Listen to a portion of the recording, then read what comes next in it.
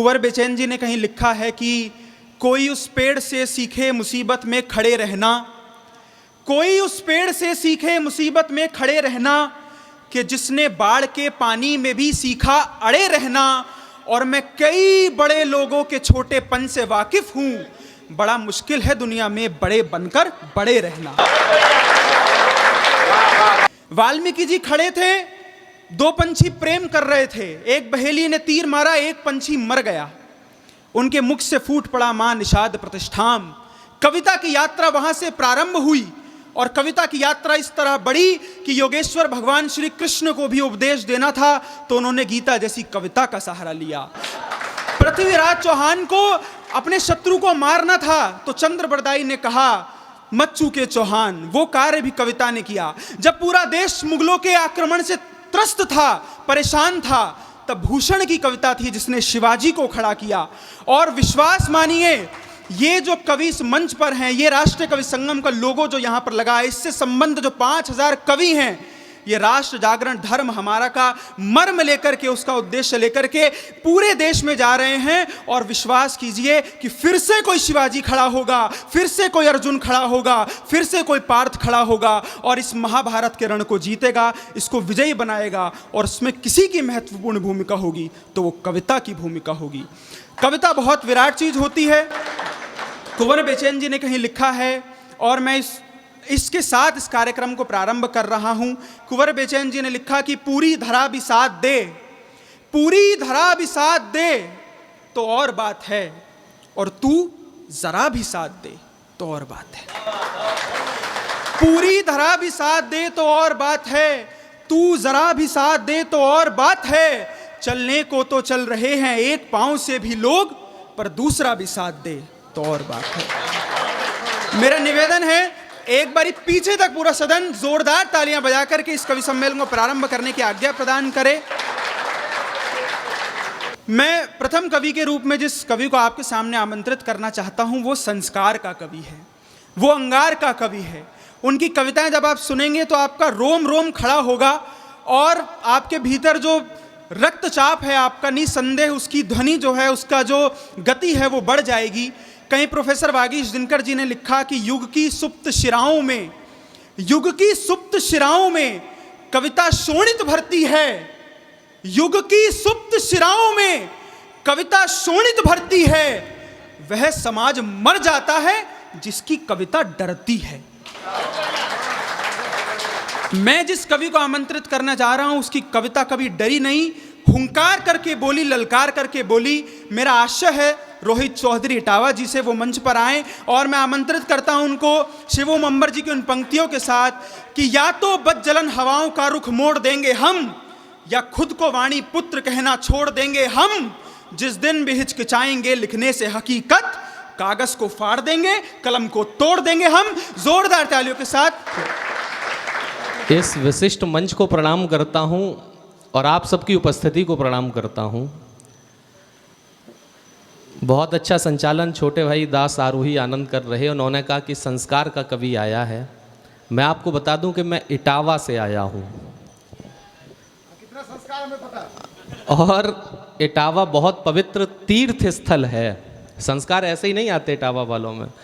इटावा की भौगोलिक स्थिति ऐसी, ये सभी ऐतिहासिक कवि मंच पर बैठे हुए हैं, एकमात्र मैं भौगोलिक कवि हूं। बात तो सुनो, आप एडवांस ही पेमेंट कर रहे हो नमन जी की तरह। हाँ, आज उन्होंने कवियों का पहले ही कर दिया बिना सुने, पता नहीं कौन कैसा सुनाएगा। इटावा की स्थिति ऐसी है कि इटावा के एक तरफ है चंबल जहां सब डाकू रहते हैं, और एक तरफ है सैफई जहां सब नेता रहते हैं, और बीच में है इटावा जहां हम मनुष्य रहते हैं। तो मैं ऐसी जगह से आया हूं, तो संस्कार तो होंगे ही। श्रद्धे बाबू जी की उपस्थिति, उनका सानिध्य है और आदरणीय पंडित नमन जी का आयोजन है। देखिए, इस कार्यक्रम की भव्यता तो आप लोग देख ही रहे हैं। इस कार्यक्रम में दिव्यता भी बहुत है और उसका कारण है कि वो आध्यात्मिक चेतना से संपन्न व्यक्तित्व उनका है।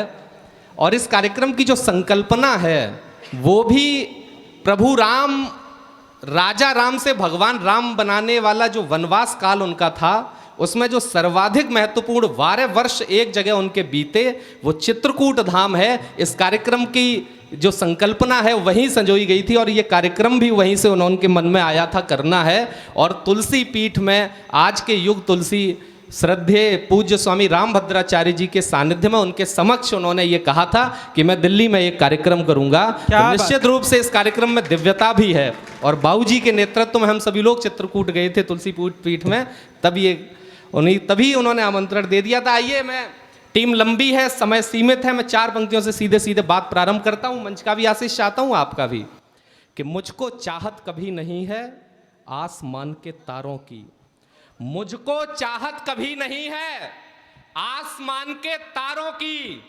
बेशर्म हवा के रुख पर चलते सत्ता के दरबारों की, मैं भूषण की सिंह गर्जना खुद की ताकत रखता हूं, वंदे मातरम होठों पर और दिल में भारत रखता हूं। वाह वाह वाह वाह वाह वाह वाह, जिंदाबाद, क्या बात है, वाह। और मैं इटावा से आया हूं, उत्तर प्रदेश से आया हूं। लखनऊ में एक घटना कुछ दिन पहले हुई थी, मैं यहां से बात प्रारंभ करता हूं और वहां तक पहुंचाऊंगा जहां का आदेश आदरणीय नमन जी ने दिया है। स्वागत है।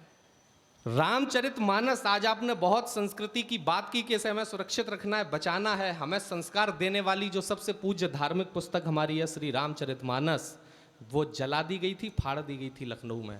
मैंने उस दिन ही लिखा, उस दिन ही जवाब दिया। यदि आपके मन का भी हो, आप भी दिल्ली में बैठकर वही कहना चाह रहे थे जो मैंने कहा है, तो फिर सबके हाथ खोलें कि नशा जो तेरे सर पर है वो सारा झाड़ दिया होता, नशा जो तेरे सर पर है वो सारा झाड़ दिया होता, तेरी छाती पर चढ़ करके खूंटा गाड़ दिया होता और प्रभु राम की मर्यादा को लांघ नहीं सकते, वरना मानस के फटने से पहले तुझको फाड़ दिया होता। वाह वाह वाह वाह वाह वाह, क्या बात है, वाह। मानस के फटने से पहले तुझको फाड़ दिया होता। एक चुनाव क्या हार गई एक पार्टी अयोध्या में, लोग तरह तरह की बातें करने लगे इस देश में कि अयोध्या ये है, अयोध्या वो है।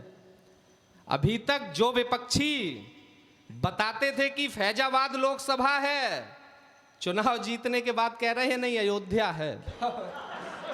और मैं तो बाबा जी से कहता हूं, बाबा जी, प्रभु राम ने एक संकेत आपको दिया है, चुनाव नहीं हराया, आपने सबके नाम बदले हैं, अब की बार ये भी नाम बदल दो और फैजाबाद की तरह अयोध्या कर दो, आप पुनः जीत जाओगे। क्या बात है, वाह वाह वाह। और प्रभु राम के सामने तो रोड़े त्रेता में भी अटकाए, आज भी लोग अटका रहे हैं। असली दिक्कत कहां से है, मैं यहां ये 4 पंक्तियां पढ़ता हूं, कुछ भी कर लेना, लेकिन अयोध्या का परिणाम सदा यही रहा और हर युग में यही रहेगा कि कितनी चालें चले मंथरा कौशलपुर में विघटन की, कितनी चालें चले मंथरा कौशलपुर में विघटन की, कैकेयी कितनी आस लगाए सिंहासन परिवर्तन की, भले आसुरी शक्ति लगे उनको निर्वासित करने में, पूरा जोर लगाए राघव को अपमानित करने में, किंतु समय का पहिया घूमेगा, ये सूरत बदलेगी, जो भटके लोगों के मन में बसी है मूरत बदलेगी। अरे अखिल विश्व में जयकारा उस पुण्य धाम का ही होगा और अवधपुरी में राज तिलक तो श्री राम का। क्या बात है, वाह वाह वाह वाह वाह, बहुत बढ़िया, वाह। और लखनऊ की बात की है, बाबूजी बैठे हैं, तो मुझे लगता है कि दिल्ली की भी बात कर लूं, और इसलिए कर लूं कि इस देश में जब देश की सबसे बड़ी पंचायत में ये शपथ ली जा रही थी कि इस देश की एकता अखंडता को अक्षुण्ण रखना है, उस समय भारत माता की जय या भारत की जय बोलने के बजाय लोग फिलिस्तीन की जय बोलने लगे। और इटावा से आया हूं, जिम्मेदारी इसलिए बढ़ती है क्योंकि भारत में एकमात्र जिला है जिससे 9 लोग 7 लोकसभा में और 2 राज्यसभा में एक ही जिले से बैठे हुए हैं। वो नहीं बोल पाए, तब मुझे बोलना पड़ रहा है कि जिन लोगों को रोटी कपड़ा रहने को हमने छत दी, जिन लोगों को रोटी कपड़ा रहने को हमने छत दी, जिन पर प्यार लुटाया अपना, दौलत के संग शोहरत दी, उनकी आंखें नम दिखती हैं आतंकी की अर्थी पर। हमास का समर्थन करोगे भारत में रहकर कि उनकी आंखें नम दिखती हैं आतंकी की अर्थी पर और कहते हैं दम घुटता है हिंदुस्तानी धरती पर। अरे जिसके दिल में भारत माता का बिल्कुल सम्मान नहीं, वो जाहिल शैतान सरीखा हो सकता इंसान नहीं। वाह वाह वाह वाह। वो जाहिल शैतान सरीखा हो सकता इंसान नहीं जो भारत में खुद को बाबर की संतान समझते हैं, आहा। दिल्ली में भी इस्लामाबादी मेहमान समझते हैं, चांद सितारे वाले झंडे थामे छोड़ तिरंगा को, नाम निजामे दिया मुस्तफा हर जिहादी दंगा को। अरे हैं हमीद के बेटे भाई, उनसे कोई वैर नहीं, पर अफजल की औलादों की भारत में खैर नहीं। क्या बात है, वाह भाई, बहुत बढ़िया भैया। मुझे उम्मीद नहीं थी कि दिल्ली में इतनी कम तालियां इस बात पर बजेंगी कि पर भारत में अफजल की औलादों की खैर नहीं। एहसान फरामोशों सुन लो, ये भाषा मैं बोलना नहीं चाहता था, बहुत कहा गया इस देश में, सभी का खून शामिल है यहाँ की मिट्टी में, बिल्कुल है, लेकिन पूरी जिम्मेदारी के साथ ये 4 पंक्तियां जब लोग फिलिस्तीन की जय बोलने लगे देश की सबसे बड़ी पंचायत में, तो मुझे लगता है कि इस तरह की भाषा बोलने का समय आ गया। अरे एहसान फरामोशों सुन लो, हमने ही कुर्बानी दी। एहसान फरामोशों सुन लो, मेरी अगर बात ठीक हो तो आगे से पीछे तक सब लोग मोहर लगाना कि एहसान फरामोशों सुन लो, हमने ही कुर्बानी दी, तुमको गले लगाया 47 में नई कहानी दी। अरे कह सकते थे पर भारत भगवा परिवेश नहीं बोला, हुआ धर्म पर बंटवारा पर हिंदू देश नहीं बोला। वाह वाह वाह वाह, क्या बात है, वाह, बहुत बढ़िया, वाह।